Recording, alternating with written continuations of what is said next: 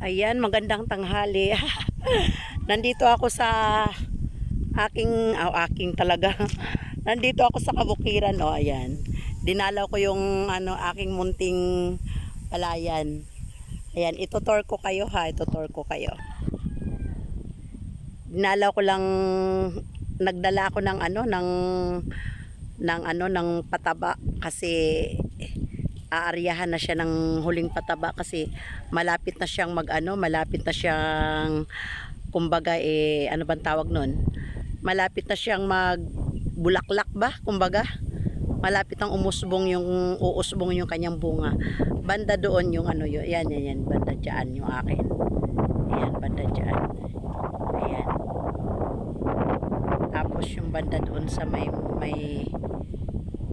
puti-puti na nakikita, mga ano ba yan, mga ibon ba yan, ayan, banda dyan, close up ko, ayan, dyan banda yung aking yung aking munting pinagkukunan ng bigas. Ayan, tutor ko kayo, ayan,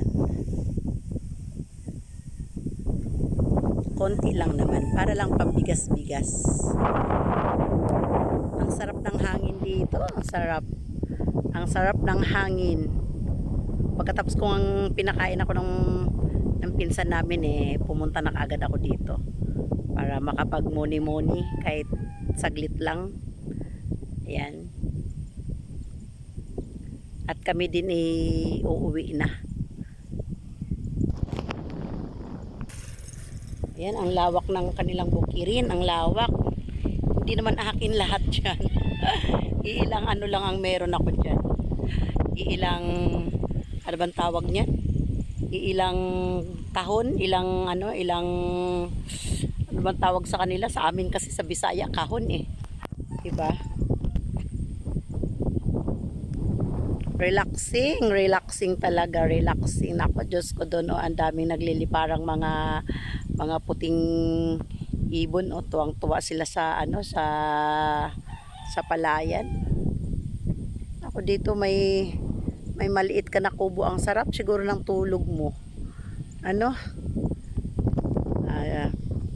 Gagawa lang tayo ng may upload kahit na 3 minutes lang, update lang kay kay Lolo. Ayan, napakalawak ng palayan nila.